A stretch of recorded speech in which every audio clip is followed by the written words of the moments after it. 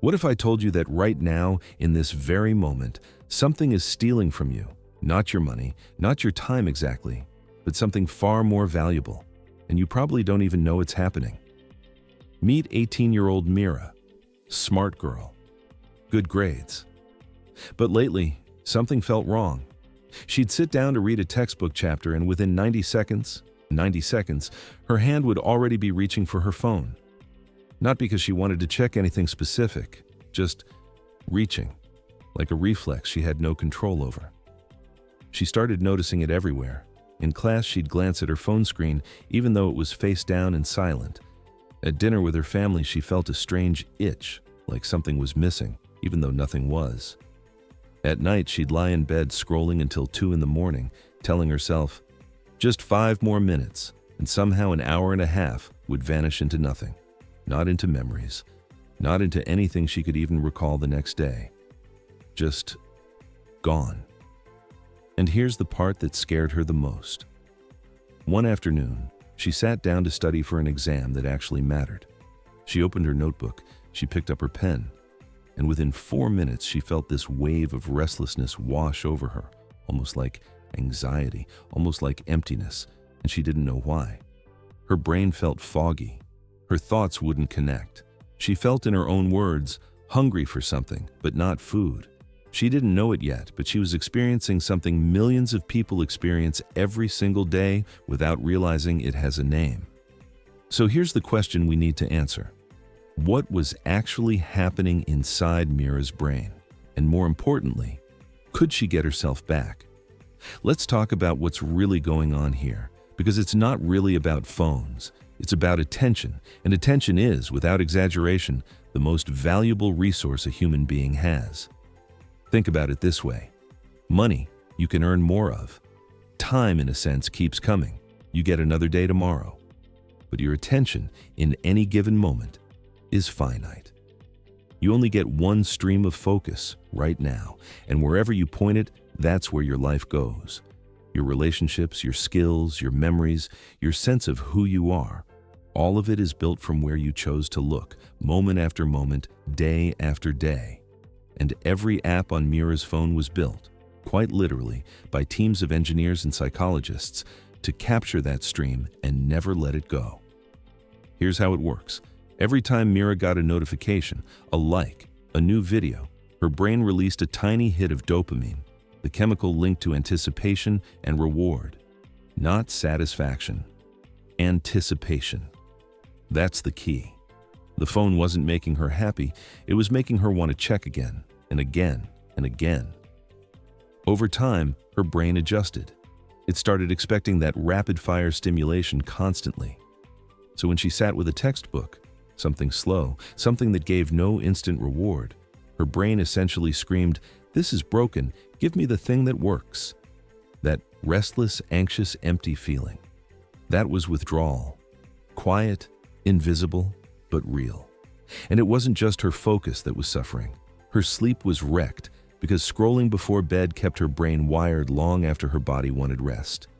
Her mood was flatter because her brain's reward system was so overstimulated during the day that ordinary pleasures, a good meal, a conversation, a walk outside, felt dull in comparison.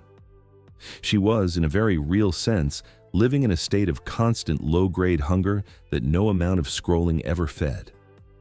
One night, Mira had a moment of clarity. She picked up her phone, looked at the screen time report, and saw the number, 9 hours and 22 minutes in one day. She did the math. That was more than 60 hours a week, more than 3,000 hours a year. Years of her life slipping through her fingers in 15-second increments, and she couldn't remember a single thing she'd watched. That was the moment she decided to run an experiment.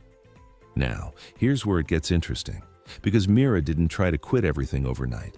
She'd tried that before, and it never lasted more than a day. Instead, she made small, deliberate changes one at a time and treated it like a science experiment on her own brain. Step 1. She deleted the apps that gave her the most random infinite content, the ones with no natural stopping point. Not deactivated, deleted. She figured if she had to re-download something, that tiny bit of friction would give her brain a chance to ask, Do I actually want this, or am I just reaching? Step 2. She brought back paper books, not as a punishment, but as an experiment. The first time she tried to read, it was brutal.